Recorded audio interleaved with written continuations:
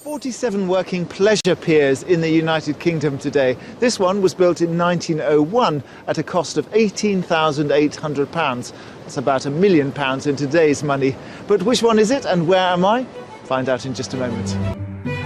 On today's show, we're helping two workaholics swap the hubbub of metropolitan life for the soothing tones of the coast. They try to be positive. We have quite a light, airy kitchen now, and that's where the family tends to congregate. Right. But it's got everything in here, it's functional. And take an unexpected turn. Well, it might surprise you, in this house I'll be tempted to leave it just as it is. Oh, really? Yeah. I am in Norfolk, and this is Cromer Pier. And there's been a pier or a jetty here for the last 600 years. And the previous one, which was half its length, was made of wood. And it had an interesting bylaw that stated that gentlemen were not allowed to smoke on the pier until after 9 o'clock in the evening, when it was assumed that all ladies had gone to bed. This modern structure is 500 feet long and includes a lifeboat station and the Pavilion Theatre, which hosts summer spectacles and Christmas shows. I'll be taking a walk along the length of the pier and exploring its history and heritage later on in the show.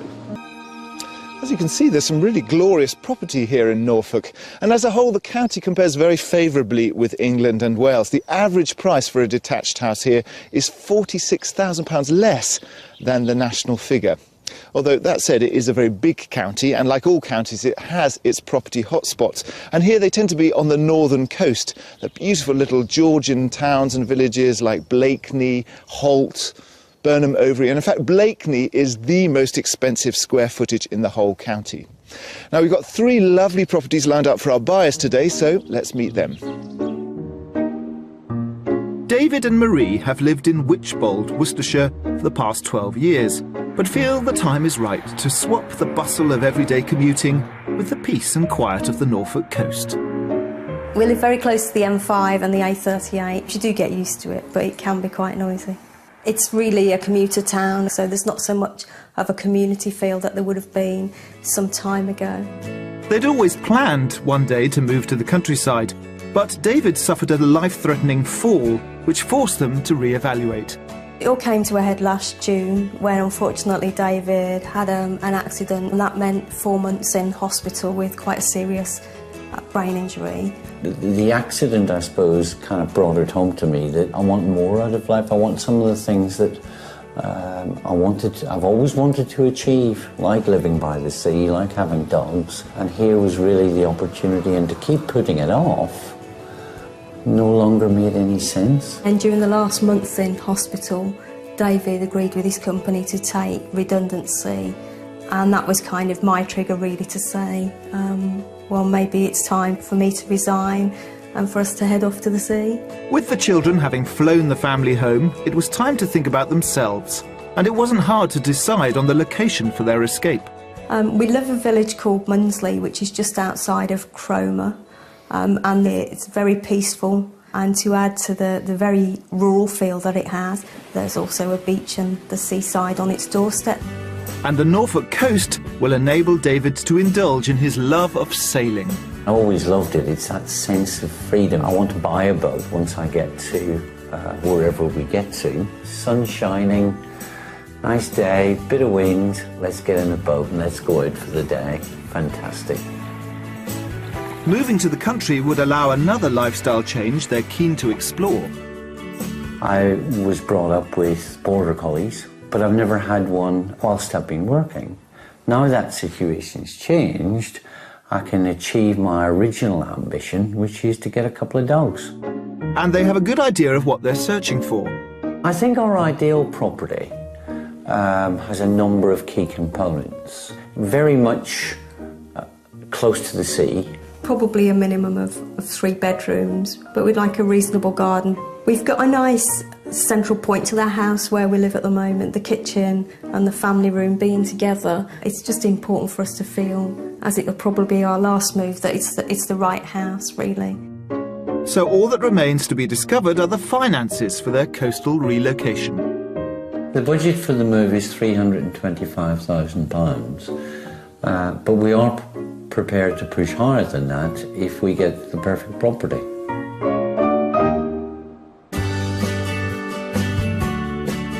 Marie and David would like us to concentrate our search on the north coast of Norfolk, near to their favourite holiday destination of Mundsley.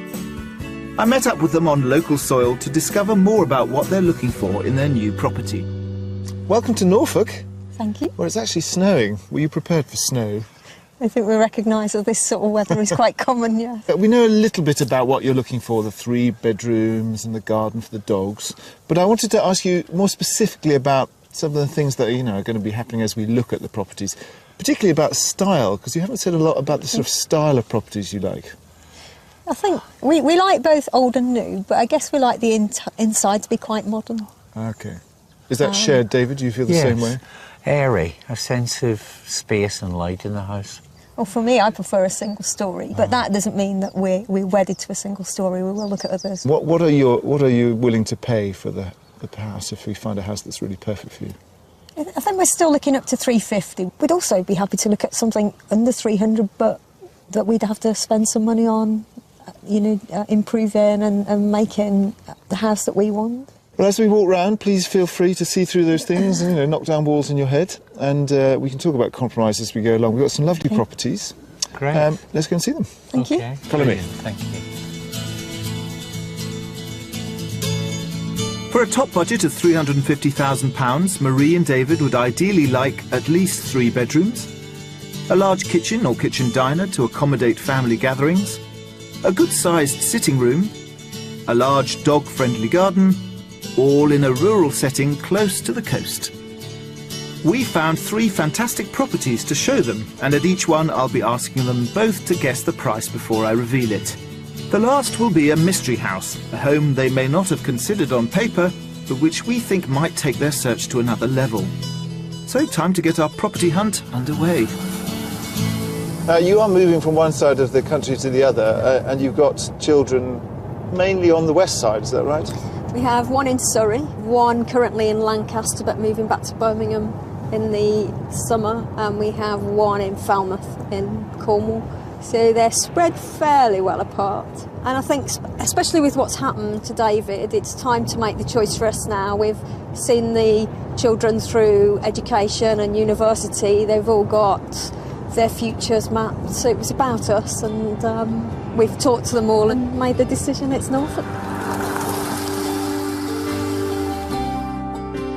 We start our house search in the north of the county, in the village of Baconsthorpe, around 4 miles from Holt and 20 minutes away from Mundsley on the coast.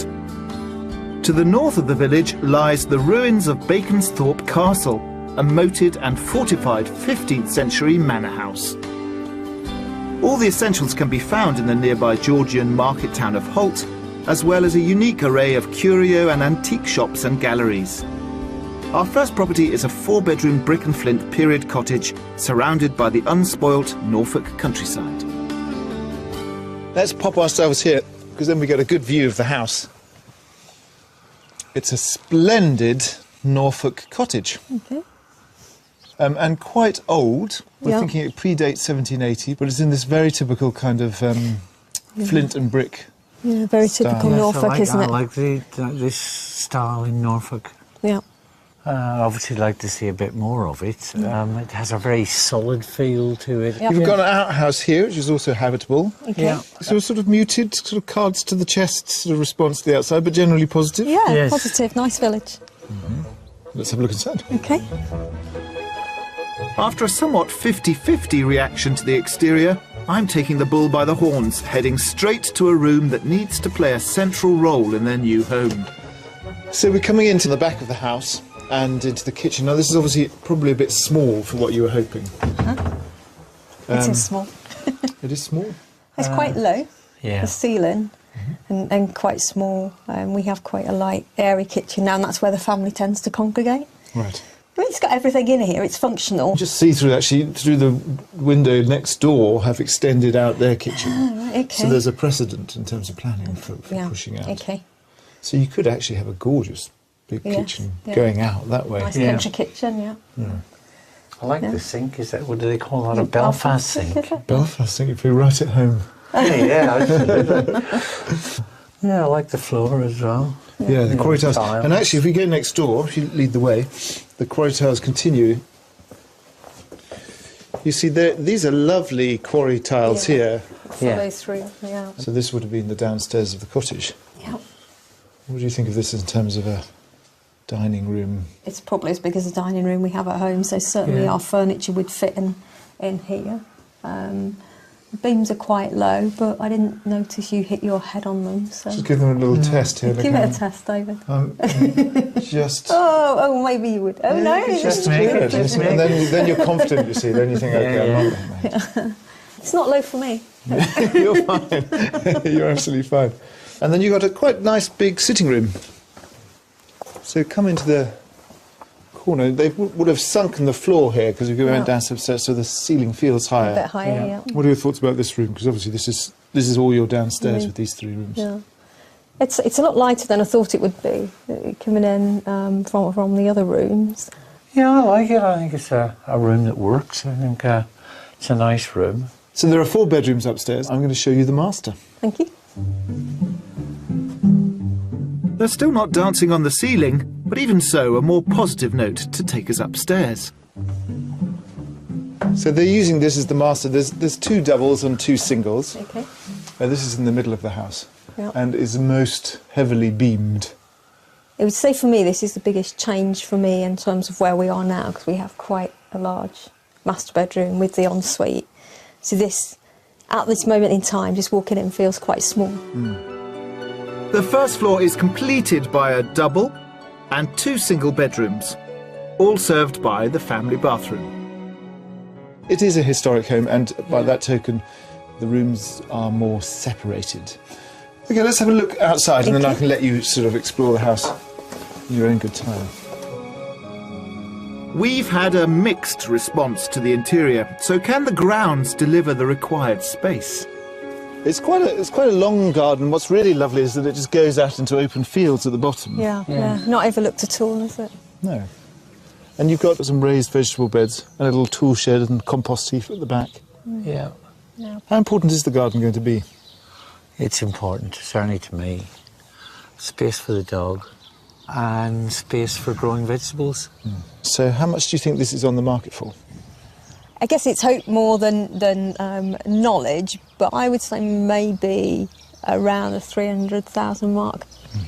What about you? But I'd have said about 280. OK. So this is where both of you are going to have to sort of really kind of wake up to the prices around here, because this is on the market at 349,950. Oh, wow. Oh, right. So this is £50 short of your very top budget. Yeah. Which is quite high. So armed with that unfortunate fact, it's always disappointing, maybe you have a look around and explore upstairs, because we didn't really have a chance to look upstairs. OK. So if you go in, and I'll meet you at the front. OK, lovely. Thank you. Thanks, Alistair. Just creeping in under their upper budget limit at £349,950, this flint and brick 18th century cottage has 4 bedrooms, 2 reception rooms, the all-important kitchen, a good-sized garden, and a mere 20 minutes from the coast.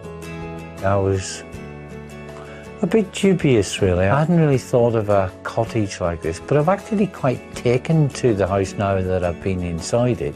And then the garden looks to me like it's not quite as big as what I was hoping for. When I first came in, I didn't get the feeling that the house was for me at all, but as we've spent some time here and looking around and thinking about how we could put our stamp on it, so Hetty's telling me that potentially we can make this work for us. My heart is saying, but will it be ours? OK, time to leave. Well, actually, before we leave, I wanted to tell you a bit about this. See these stones, these napped flint stones? Yeah. These are remarkably similar to the ones in Baconsthorpe Castle, because it was very expensive to have this sort of finished flint. Oh, right. So you have a little bit of the castle, were you to buy this property. Okay. Yes. Let's press on, more to do. Thank you.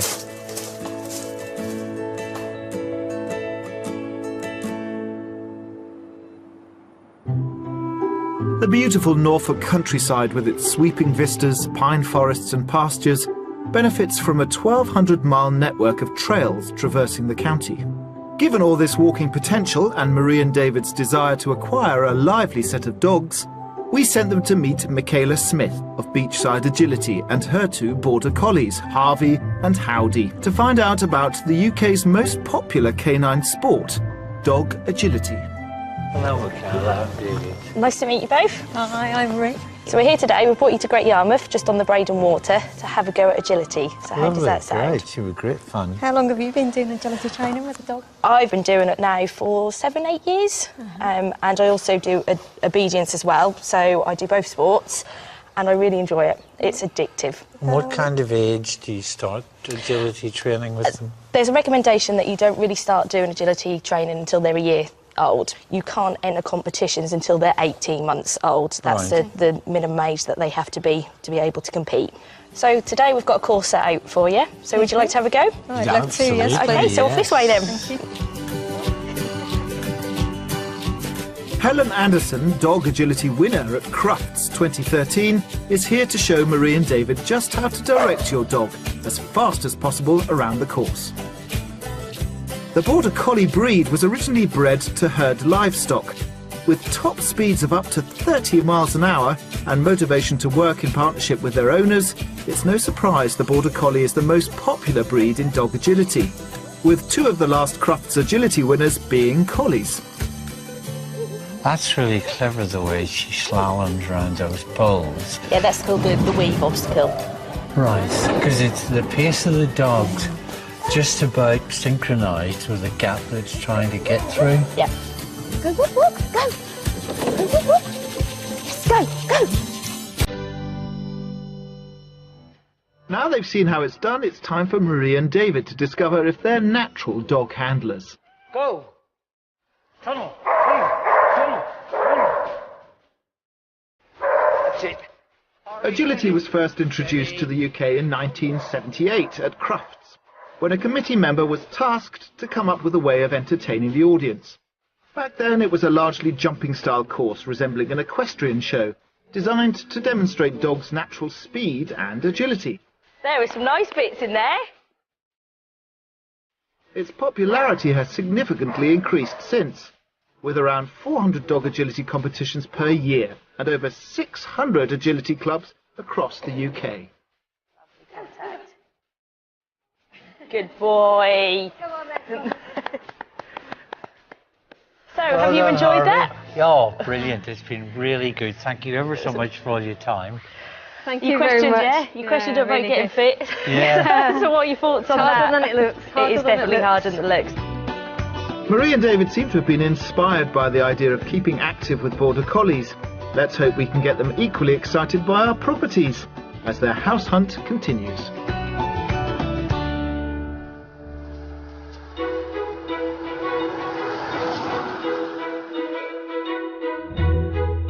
For our second offering, we're heading to the pretty coastal village of Munsley, around 8 miles along the coast, south from Cromer. Before I reveal property number 2, I'm taking David and Marie for a stroll along the front to find out why this village is the #1 destination on their wish list. So I get the impression you were getting quite excited as we pulled into Munsley, because this is a village you know well. It is, yeah. It was like coming home, wasn't it? What is it that you like about it? It's a lovely sized village with lots of local shops, so you don't need to go down to a big supermarket. It's got a lovely park here, lovely community feel, and the beach is fantastic for walking the dogs. Your house is not far from here. Excellent. It's not right on the coast, we couldn't quite magic that up for you, but it's definitely in Munsley. Brilliant. Lovely. Let's look. Yes, please. A short walk from the village centre lies house number 2, a detached 4-bedroom property with bags of period features. So we can still hear the sea, We can hear the sea, yeah. and this is property number 2. Okay. It is, well actually, the fact you may not know about Munsley is that it was the Norfolk home of the poet William Cowper. All right, okay. Right. Cowper, but it's written Cowper, and this is Cowper Barn. Okay. So it has history, and it's actually a 1930s construct on the foundations of the barn. Okay. Yeah, that looks really nice. Really unusual. I like it. I think it's really interesting. The interesting style of those pillars by the door. But the style of the house was nice. Yeah. Should we look inside? Yeah, Yes, that'd be lovely. please. Yeah. Its situation in Munsley means we're already off to a flying start. But I'm keeping my fingers crossed with the interior, as this is a property which offers potential rather than the finished article. This is a good room to start in, because you can see the 1930s sort of feel to it, with these kind of 8-fold windows, the 8-pane glass windows, and you've got a log burner. So this is very much more open plan than the last one. Yes, it's really nice actually. I like the dual aspect because you've got light coming in from both sides. Yeah. And here you see this little alcove here. Yeah. This was when it was a barn. This is where the farmers would have put their candles so they could see the animals at night when they were tending them. It's nice. I mean, I like the thick walls again, which will mean it'll be a warm house. Let's take a look at the other mirror room. So the other side is the dining space. But you have this lovely 1930s fireplace. It's really nice. Yeah, it's unusual. It's nice. Is it a working fire? Does it still Yeah. work? Oh, excellent. Yeah, It would yeah. certainly fit our dining furniture. Get people in here easily. Yeah. And again, a feeling of air and space in the room. Well, let's look at the kitchen, because that Okay. is obviously Okay. important for you. Thank you. Well, the kitchen, once again, could be an issue, Yes, it's very small. because it's actually smaller than the last one. Yeah. And there is options for extension. The kitchen is mirrored by a utility area, and a toilet divides the two spaces. With the help of an architect, Marie and David could knock through to open up the whole area. It's whether you could live with this as a temporary. I think, to be honest, we could live with anything. There's only the two of us, and we were always prepared to look at projects so long as we could live in the house whilst we did it. You know, there's nothing that's not functional about it. It's just that we would tend to gather in the kitchen, come family room at home. But then you've got a large living space outside that combines the dining area with the lounge as well. Let's have a look upstairs. Okay. I'll lead the way. After you. David and Marie are seeing the possibilities, and so far we're getting a better reaction than in the first house. I'm hoping that continues as we head upstairs. So come in here. This is what's being used as the master bedroom. But I think upstairs is something you definitely want to put your mark on. Yeah. Because there are 4 bedrooms up here. Oh, good.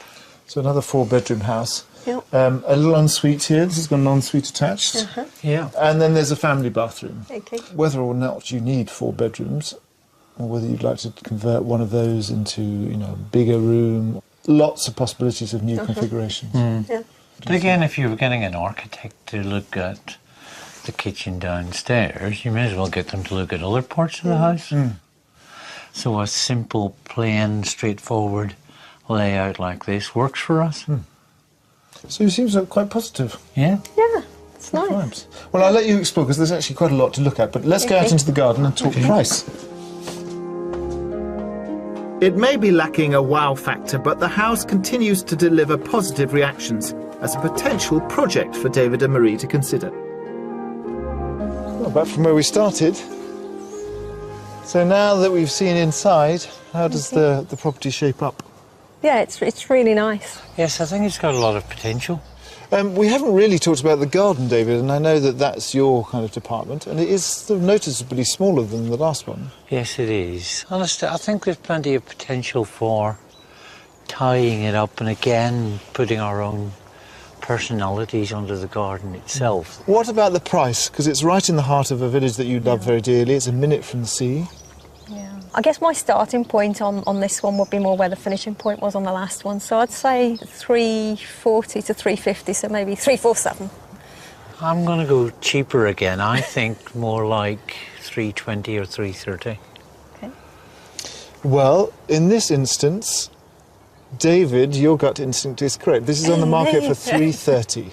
That's okay. So sort of split the difference between the two of you. That kind of price would allow us to start the improvements that we'd Yeah, be exactly. thinking of. I would suggest that you go upstairs, because we really whizzed around upstairs, Okay. and actually Yeah. there are some interesting constellations you could do upstairs, and maybe have a little scratch around downstairs to see if you could reconfigure that space. Okay. Okay. Yeah. Will Have do. a look inside, and I'll see you out the front. Okay, Lovely. thank you. Thank you.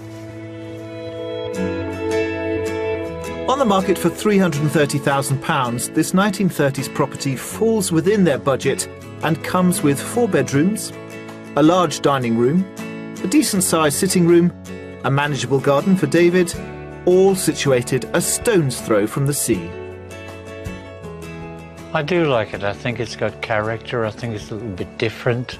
So I like it a lot. I can see myself living here. I think we'd both be very happy here. Frankly, what's not to love about this house? Coming inside, it isn't exactly what we would have looked for, but I can see exactly what we can do to make it ours. There's some work to be done on it, so we can do that and make it ours, rather than move into something that's completely finished. I love the hanging tiles. I'm not sure it's terribly 1930s, but whatever it is, it's a success. I was just admiring the porch. It's a very handsome piece of architecture. It is, like, yeah. Very nice. Imagine a nice sunny day. Yes. Hot. Yeah. Hot, having afternoon tea out here. Yes. See, that's the sign you've already moved in when you're planning where to have tea. We can exit through the door onto the high street.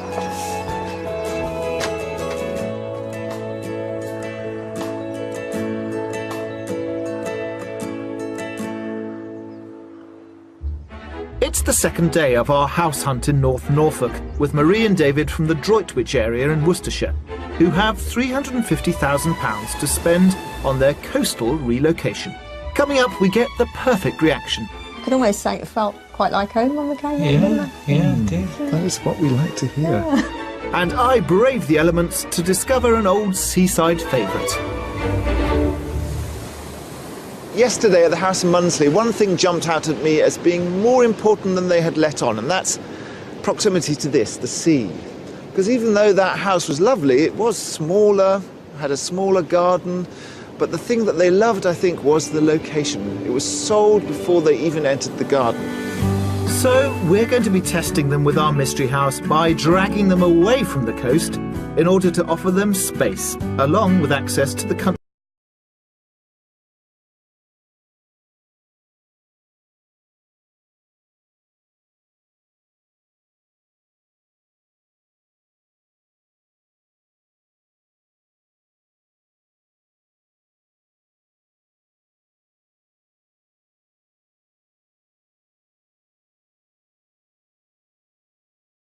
Many of the narrower shops still occupy their ancient plots huddled tightly against the churchyard. Our mystery house is a 3-bedroom barn conversion sitting just over a mile outside of the town, surrounded by stunning Norfolk countryside. Here's the mystery house. Okay. What do you think? Yeah, it looks really nice. I love the setting, as we called it. Really like the setting. The sea's not here, but what a fantastic setting. Yeah, you're about 4 miles from Munsley, so that's your nearest spot of seaside. So you can see it's a single level dwelling. Yeah. It's a converted stable. It's part of a kind of series of farm buildings. Yeah. And the conversion was done back in the early 90s. And you can see that actually this little wing here and that wing here are new additions. The old part is the bit in the centre. Yeah. How do you feel about sort of a conversion of a farm building? No, it looks from the outside, looks really nicely done. Looks in good condition and fits well. Yeah, so. Yeah, I like it. Good, so positive? Yes. Yeah, really No good drawbacks? feel. No, not at the moment. Let's have a look inside. A very promising start, and although set on one level, I'm hoping that this stylish conversion can still deliver the space they're looking for. Come on through. This is the main room. You get a taste of the whole layout, really. It's a nice, cosy room. Nice. Yeah, this is nice. So much light as well. Yes, this is a triple aspect room. Yeah, windows on Well, three quadruple sides, actually, if you yeah. can count this the window. kitchen, yeah, very nice. So you've got, as you can Excellent. see, a conservatory through there, which is south-facing, so that Yeah. gets lots of lovely sun. Yeah. It does bring the outside in, doesn't it, having that flow of the window? That's really nice, isn't it? Yeah. Yeah, I know, I like it. So clearly this is a very different offering. It's, you know, it's not a period property. No? Not certainly by look, and it's all on one level. Yeah. How do you feel about that, the single level concept? I'm very happy with single level because we wouldn't plan to move again, so I'll let my knees grow old here. So there's a good vibe that you're getting. Yeah. I like this. Let's look at the kitchen. That's been a bone of contention in the other houses. See if it is here. It's small and probably not much bigger than the others, but the light and the view actually make it feel okay.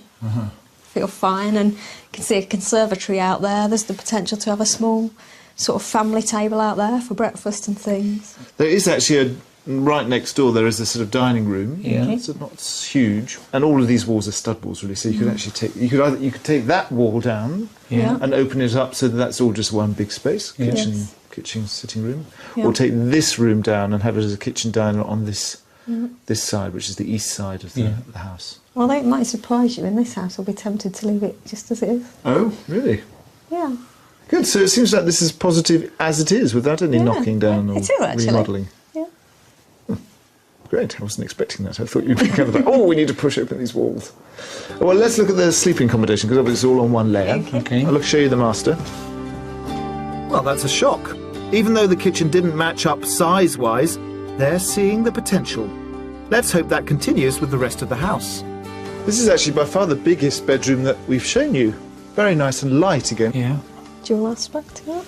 Dual aspect. It's got a light well here that brings in light from the outside. Right, yeah. And in good fact, Unusual. the present owners have to block it up on a full moon because it's too bright. Too bright. Right. And it's got an ensuite. A shower and a toilet, but It's a lovely bedroom. I like the shape and the size.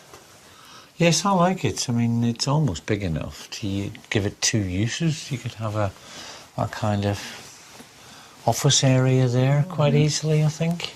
yes, because you've got there are two bedrooms really. There's a sort of double, comfortable double, and then there's a small single which is being used as a study. So less bedrooms than the other properties we've shown you. Yeah. So yes, maybe if you put your desk here, you could liberate that study as a bedroom. Yeah. Anything you don't like so far? No. To be honest, we're looking forward to seeing the outside because we could get a feel for the outside, but we haven't seen it. But it's really, I could almost say it felt quite like home when we came in, didn't Yeah. it? Yeah, it did. That is what we like to hear. Well, talking of the garden, let's go and look at it. Okay. Okay. I don't want to speak too soon, but if the outside space meets with approval, we may have cracked it with the mystery house. Oh, it's a lovely day it's turned out to be. Yeah, it's Sunshine beautiful. coming out. It's a sign. It is. It's a sign. Omen. I have to buy it now. Yeah. And one more thing to point out is this beautiful landscape behind us. You've got a hill that goes up into a bluebell wood, Yeah. which is protected. So that's a forever view then. Gorgeous for the dogs. Exactly, and you've got a path that takes you right the way out there. Yeah. Excellent. How much do you think it's on the market for? It's smaller than some of the things we've looked at. And this is me wishful thinking a little bit as well. Maybe 325. I think I'd put it on at 340. Very good. It's so interesting how I think whether you like the property or not reflects on how Yeah. much you think it's worth. Yeah. This property is on the market for just a shade under 320. Oh, excellent. Okay, That that would sounds give very us room good. for manoeuvre if we wanted. Well, why don't you have a look around inside? Okay. And I'll see you at the front. Okay, thank you. Lovely, thank you. On the market for £319,950, our mystery house has set the pulses racing, with 3 bedrooms, a dining room, a large living room, a conservatory for family gatherings, a large garden, all close to woodland ideal for walking the dogs. I feel at home here. I think the property's nice. I know it's smaller than the other properties we looked at, but I think it suits the kind of lifestyle that we're moving towards. We asked you to find our forever house, if I can describe it that way, and this could be it. I've moved in here already. It's very different to the house I've got. It's very different to what I thought I was looking for, but as soon as I walked through the door, it just felt like home. Once I knew where my Christmas tree was going, that's when I'd moved in for real. I can see where the Christmas tree goes, where the Christmas decoration goes, and I can see the family around it. I think the view's wonderful. Hello, guys. Oh. Are you taking in the Bluebell Woods? Yes. Well, I'm going to have to drag you away, I'm afraid, Okay. because we have one more station to go, Okay, and that's decision time. all right. Come with me. Lovely, thank you.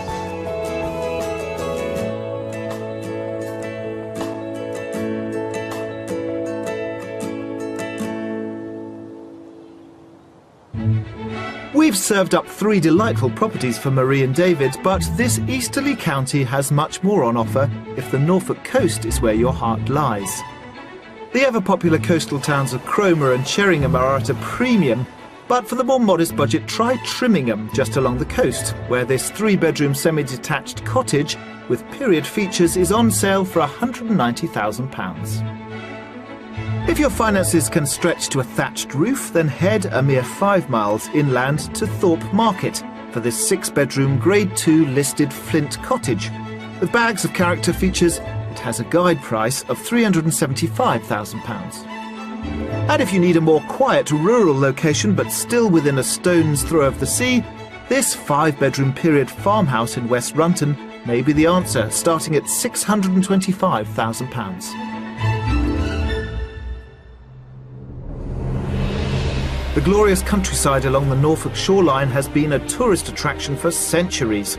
But no coastal county is truly complete without that other traditional seaside attraction, the pleasure pier.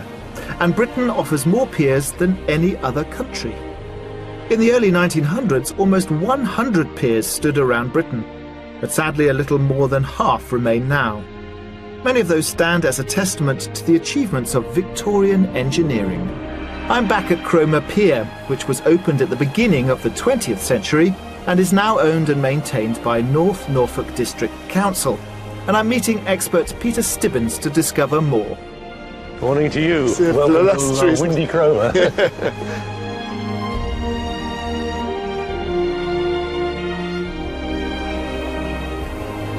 Peter, it's a little breezy here on the pier. I should think it's blowing a good 8 this morning, 8? maybe guessing a little bit more. So tell me about, just describe what the pier would have been, would have looked like it looks now, or how would it have looked? It was certainly very open. There was no intention to have slot machines. It was a promenading and walking pier. So it was a purely pleasure pier, there was no function to it? Absolutely. The tradition previously on the jetties that were here, that you went for a walk on the East Cliff in the morning, on the West Cliff in the afternoon, and that you came for your walk on the pier in the evening. In Edwardian times, tourists generally came from the upper classes. They would arrive by train from London, bringing their servants with them, although they weren't allowed on the promenade. Pier owners began to stage amusements and concerts, but charged expensive entrance fees to keep the working classes away. Eventually, the introduction of bank holidays and affordable train travel meant piers became popular attractions for everyone to enjoy. The pier was reserved for the townsfolk on Sundays, but the rest of the week it was your visitors you were after. Of course, we work the same way these days. We're delighted to have visitors here. The pier's original bandstand was roofed in 1907, and a new floor was laid to accommodate the new craze of roller skating. Over the next 20 years, the building was transformed into a fully fledged theatre, where in 1922, a group called the Rolling Stones performed. That's the 1920s variety troupe, not the rock band.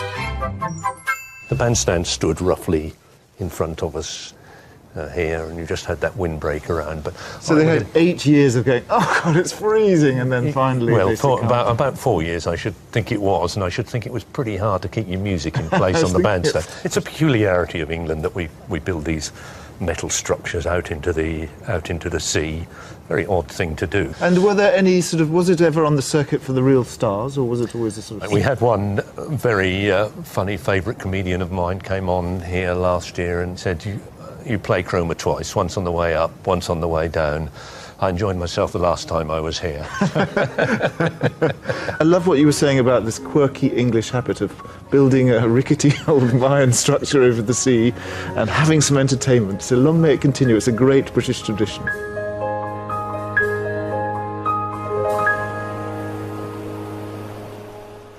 The sun is finally shining here in Norfolk. Spring is in the air, and I think we did pretty well with the house hunt. It seems clear to me that the mystery house was the favourite for David and Marie, but the big question is what happens next? So let's find out.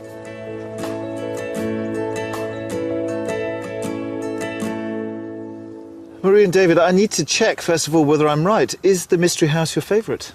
It is, yes. It certainly is, yes. And that's interesting because in many ways the mystery house offered you less than some of the other houses. I mean, the first house certainly had 4 substantial bedrooms. Yeah, I think it's, well, sizes and everything, as they say, but I think it's really about the feel of the house, and it felt right, it felt like us. Yeah, and the setting of the last house was really good. And those views up the hill, I can just see ourselves sitting there outside the house, having a cup of tea, and just the whole peace and tranquility of the setting was brilliant. For me, when I went in, my heart wasn't there already. I'm not sure about David, but it felt like it was somewhere where we belonged, where in the second house, although the sea was there and that just lit us up, the house didn't give me quite the same feel. You said the Mystery House felt like home. Do you want it to become your home? At this moment in time, yes. And we'd certainly like to go and see it again, but at this moment it does feel like something we'd make an offer on. I mean, we did like all 3 properties, in fairness, but our favourite by far is the Mystery House, I think. So fingers crossed that your house sells, Yes. and Indeed that we see you in the Mystery House and on the high seas soon. Oh, yes, I'll wave at you as you go past. Thank you.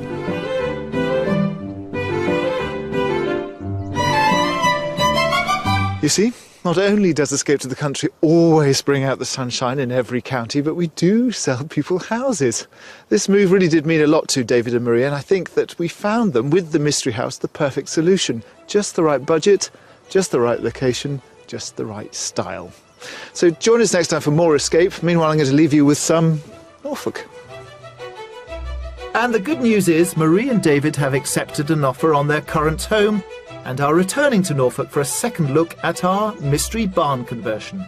If you want to escape to the country in Northern Ireland, Wales, Scotland or England and need our help, please apply online at 47 working pleasure piers in the United Kingdom today. This one was built in 1901 at a cost of £18,800. That's about £1 million in today's money. But which one is it and where am I? Find out in just a moment. On today's show, we're helping 2 workaholics swap the hubbub of metropolitan life for the soothing tones of the coast. They try to be positive. We have quite a light, airy kitchen now, and that's where the family tends to congregate. Right. I mean, it's got everything in here, it's functional. And take an unexpected turn. Well, it might surprise you, in this house I'll be tempted to leave it just as it is. Oh, really? Yeah. I am in North Norfolk, and this is Cromer Pier. And there's been a pier or a jetty here for the last 600 years. And the previous one, which was half its length, was made of wood. And it had an interesting bylaw that stated that gentlemen were not allowed to smoke on the pier until after 9 o'clock in the evening, when it was assumed that all ladies had gone to bed. This modern structure is 500 feet long and includes a lifeboat station and the Pavilion Theatre, which hosts summer spectacles and Christmas shows. I'll be taking a walk along the length of the pier and exploring its history and heritage later on in the show. As you can see, there's some really glorious property here in Norfolk, and as a whole the county compares very favourably with England and Wales. The average price for a detached house here is £46,000 less than the national figure. Although, that said, it is a very big county, and like all counties, it has its property hotspots. And here they tend to be on the northern coast. The beautiful little Georgian towns and villages like Blakeney, Holt, Burnham Overy, and in fact Blakeney is the most expensive square footage in the whole county. Now, we've got 3 lovely properties lined up for our buyers today, so let's meet them. David and Marie have lived in Wychbold, Worcestershire for the past 12 years, but feel the time is right to swap the bustle of everyday commuting with the peace and quiet of the Norfolk coast. We live very close to the M5 and the A38. You do get used to it, but it can be quite noisy. It's really a commuter town, so there's not so much of a community feel that there would have been some time ago. They'd always planned one day to move to the countryside, but David suffered a life-threatening fall, which forced them to re-evaluate. It all came to a head last June when unfortunately David had an accident, and that meant 4 months in hospital with quite a serious brain injury. The accident, I suppose, kind of brought it home to me that I want more out of life. I want some of the things that I've always wanted to achieve, like living by the sea, like having dogs. And here was really the opportunity, and to keep putting it off, no longer made any sense. And during the last month in hospital, David agreed with his company to take redundancy, and that was kind of my trigger really to say, well, maybe it's time for me to resign and for us to head off to the sea. With the children having flown the family home, it was time to think about themselves, and it wasn't hard to decide on the location for their escape. We live in a village called Munsley, which is just outside of Cromer, and it's very peaceful. And to add to the very rural feel that it has, there's also a beach and the seaside on its doorstep. And the Norfolk coast will enable David to indulge in his love of sailing. I always loved it. It's that sense of freedom. I want to buy a boat once I get to wherever we get to. Sun shining, nice day, bit of wind, let's get in a boat and let's go out for the day. Fantastic. Moving to the country would allow another lifestyle change they're keen to explore. I was brought up with border collies, but I've never had one whilst I've been working. Now that situation's changed, I can achieve my original ambition.